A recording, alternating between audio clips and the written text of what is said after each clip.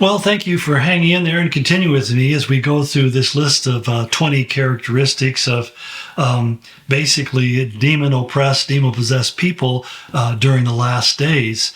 The personality trait, if you will, the psychological pathology or disease that these people struggle with. We've gone through 14 of these characteristics. We're at number 15, and it's one of the scarier ones. He says these people will be treacherous. The word that is translated treacherous here is also mostly translated in the New Testament as being a traitorous person, a traitor. They're people who will very easily throw other people under the bus.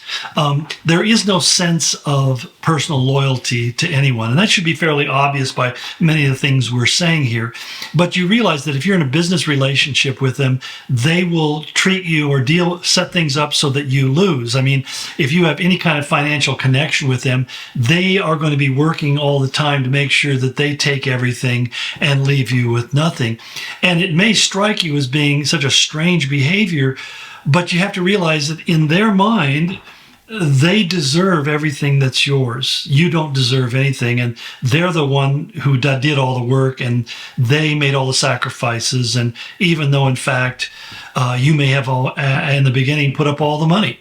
So it's a very twisted way, that they'll claim ownership of stuff that they don't really exclusively own. And they'll tell other people it's theirs. And they will try to structure things so that they come out on top. And so you have to understand that their mind is always figuring out how to take advantage of us.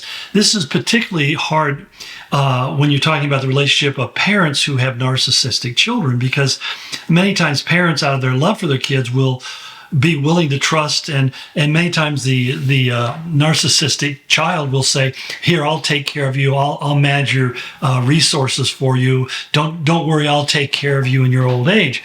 And the truth of the matter is, they'll find a way to shuttle you off into some kind of home, and they won't be concerned at all about the quality of the care that you get, just so they can have access to everything and take control of everything. And they'll just basically secretly wish that you would pass away more quickly. So it's again, you have to realize there's a treacherousness in this behavior. And that's why one of the things we find is happening in our world today, where we're killing kids or unborn children because they get in the way. They're hindering people from living their life the way they want, and that's viewed as being a virtuous thing.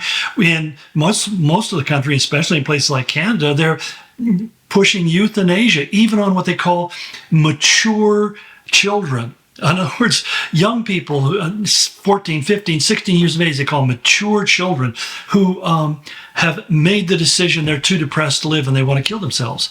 And so they're actually encouraging people. As many people have complained, I went to the doctor because of my health, my issues, and one of the options, he said, you can actually have yourself put to sleep, and as if there's some kind of empathy. And you realize that there's just this treacherousness because they want to eliminate anybody who's a drain on the economy. And that's why we first get rid of those who can't defend themselves, and then we go after the less defensible, the elderly, and slowly but slowly we want to reduce the world's population to a manageable level, so that even some like Harari, who's Naval Harari is the name, I believe, part of the World Economic Forum, one of the brain trusts of close advisor to Klaus Schwab of the World Economic Forum. He basically said we need to reduce the Earth's population down to 4 billion people. We just need to get rid of all those extra people. He doesn't specify how to do that, but he says it with such a casualness, as if a life is not worth anything. And that's increasingly the view, isn't it? An evolutionary worldview, that people are just basically part of the problem, we're not the solution. And I've even heard people say that we have infected the planet and we are the problem with what's going on here. It's just an amazing thing to say, but you realize that they are pretty treacherous, and they're working towards the elimination of the population, even with false claims of population growth. The population of the earth is actually decreasing right now, not going up, and yet they pretend like it's going up and that we're at a crisis and the earth is dying because we drive carbon powered in vehicles. I mean, there's so much nonsense. I don't want to go off track here, but it's really, there's a treachery here in that. You got to understand that lying is going to be their native language, is the way that Jesus put it, that lying is their native language. Secondly, he said they're rash, which means basically they're reckless and impetuous. I mean, when I think about the push to move to a climate, net zero climate, net carbon zero world, it's so reckless and it's so impetuous that it will lead to the extinction of a lot of life. It'll lead to the death of many people. In fact, COVID simply caused the death rate to jump 400%. Do you understand that? That the death rate rose 400% during COVID, and not because of COVID. People died of all sorts of other things. The number of people who actually died for COVID is very small, but they created this crisis, and most of the people who died from COVID in the hospital died from viral infections, viral infections, because they weren't treated for it, because that wasn't part of the COVID protocol. So if you were put in the hospital because of COVID and you ended up on an iron lung, they could have given you antibiotics that probably would have helped you fight the virus or the bacteria, but instead what they did was they just withheld those things because they didn't get paid in the hospitals if they didn't follow the protocol exactly it was given. It was really a terrible thing. But there's these rash and reckless and impetuous things they do not only without thinking, but without really counting the cost. Because in the end, they don't think it's going to cost them personally. They don't really care what it costs you. And that's why 17, he says that they're very conceited. The interesting word, tupho in the Greek, we would translate it to be puffed up, have an overinflated ego. They're self-intoxicated. They think of themselves in really glowing terms. We would say they're blind with pride. They're drunk with self-conceit. And the problem is that when you think you know it all, you overlook things that you don't know. And that's one of the things we find about life experience, which is a way of becoming educated in life, that living life is part of an education. And some of you may not have degrees that you hang on your walls, but you have lived your life and you've experienced a lot, and you have a lot of insight into a wide variety of things. And you may have been very successful because of that success. These people lack that. If they're rich, it's because they have stole it from other people. It's not because they have necessarily done something that made them rich. They don't invent something and then become wealthy because of their invention. They steal somebody else's invention and then make themselves rich. And so but the problem is they're really not very smart people in the common sense way. They can have a very high IQ. But the whole point is that they become stupid and foolish because they don't understand how real life works. And they're haunted all the time with a sense of emptiness. And instead of asking themselves, why do I feel empty inside?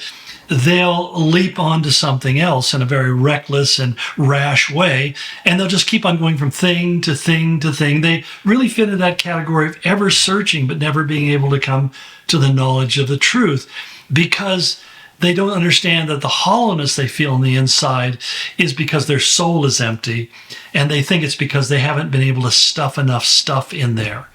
And so they measure life by externals, the things around them, the size of their home, the car they drive, the people that give them accolades, how much money they have in the bank. All those kind of external measurements become the thing that become the definer of their life. And they overlook one of the most essential truths of life, that we brought nothing into this world and we're going to take nothing out. That you came into the world poor, and you're going to leave the world poor, because you can't take anything of this world other than Jesus into the next life. And these people don't have Jesus. And that's why when you come to Christ, that the Holy Spirit begins to indwell you. There's a sense of fullness and fulfillment. We call it the fullness of the Spirit of God, because that hunger and that void in there that you've been trying to fill has suddenly been satisfied. I have no doubt in my mind that had I not come to Christ at 19 years of age, I would have become a very narcissistic, maybe even sociopathic personality, because I was running as fast as I could to fill the hole that I felt inside of my soul. And I thought it was everybody else's fault and not my fault. And when Christ got a hold of my heart and made me realize that I was a sinner and I was creating my own unhappiness, and I needed to humble myself and ask for his forgiveness and invite him to be the Lord of my life instead of trying to fill that position by myself, to worship what I call my evil trinity of me, myself, and I.